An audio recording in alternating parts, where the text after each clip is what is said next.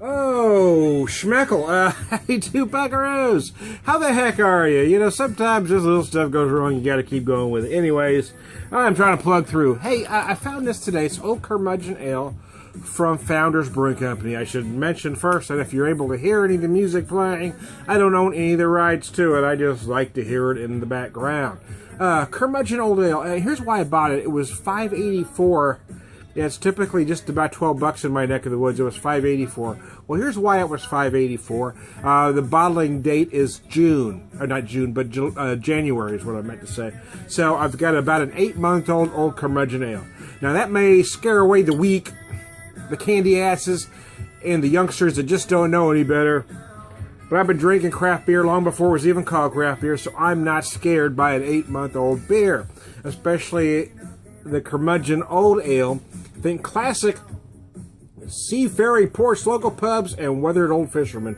This old ale is brewed with molasses and an insane focus on the malt bill. Then oak aged, the result is malty delight that's deceptively smooth and drinkable. 9.8%, 50 IBUs. Yeah, see, I'm not worried about a beer like this. I'm just not. I don't worry about a lot of the IPAs either that the youngsters like to worry about too. But I mean, here's a beer that really can withstand some age. The only thing that's going to make a beer like this go bad, honest to goodness, folks, are constant temp change, and I mean freaking constant.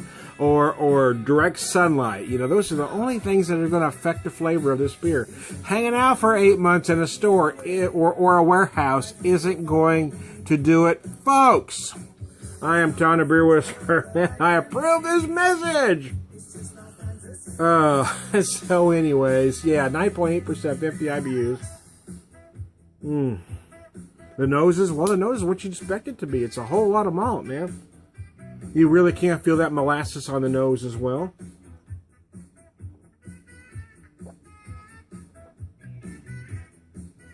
Oh, God. Oh, wow. I've had this beer fresh.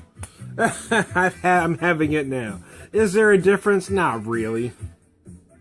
If it is, it's very slight. And truth is, again, a beer like this really is meant to age a little bit. 8 months on a beer like this really isn't any age at all.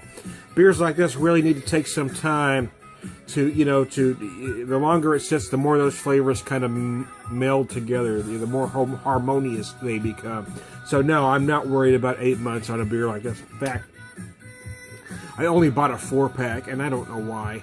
My money's tight, which is why. But I think I'm going to count my pennies and count my change and go back tomorrow. If they've got any left, I'm going to get another 4-pack or 2 and let them sit back for a while. I mean, $6 a 4-pack for a beer like this is absolutely insane.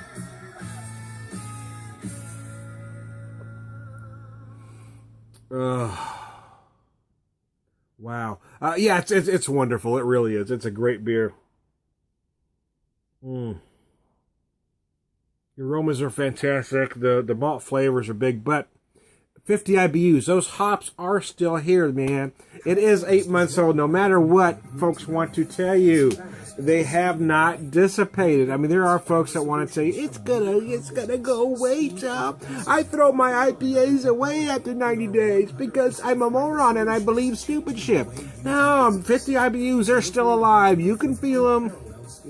If you're tossing stuff away, you're an absolute frickin' idiot. I love irritating trend hoppers. I really do. I do because I don't follow trends. I've never followed trends, man. If I like something, I like it. If I don't, I don't. I'm not going to follow a trend just because it's a trend. That's just ignorant. I mean, I grew up in the 80s in California, part of that whole big, heavy metal hair band scene, and I had some big hair and stuff, but not like everybody else. I always did things my own way. I dressed differently, and I came out of that period of time with no piercings and no tattoos. Now, I don't have issues against people with piercings or tattoos. That's not the point I'm trying to make. The point I'm trying to make is I went through when I saw everybody else doing it, I didn't do it. I don't follow trends. I march to my own drummer, man. I always have. So if you're going to tell me, but there are folks in the craft beer world that they do nothing but follow the trends. And you'll see them. You've got, I'm sure, anybody watching me that's going to watch me is on some social media of some sort, and you've got those friends that are always with whatever trendy brewery they're. Oh, this one I'm going to wait in line for 4 hours because everybody else says they're good. Well, I'm not going to do that. I ain't going to wait in line for 4 hours for nothing. No, I don't. The Heady Topper I've had once. It's a great beer. I've had Pliny. It's a great beer. I haven't had any Treehouse. I'm sure they're great. I've had some Hill Farmstead, and it was great. But I'm not waiting 4 hours for any damn thing because there is too many great craft beers out there that are easily accessible. Now, I don't doubt these. I mean, if you want to stand in line for 4 hours, more frickin' power to you. I just ain't going to do it. I think it's ridiculous. I think it's asinine. And I think people really just do it so they can post pictures of themselves standing in line. Look at me, I'm standing in line for 4 hours. Look at me. Then they post pictures later with the beer, you know. I just ain't going to do it. I think, you know, I don't doubt that the beer's wonderful, and it may very be worth it for some to stand in line. But I don't care how great anything is. I'm not standing in a 4-hour line for anything.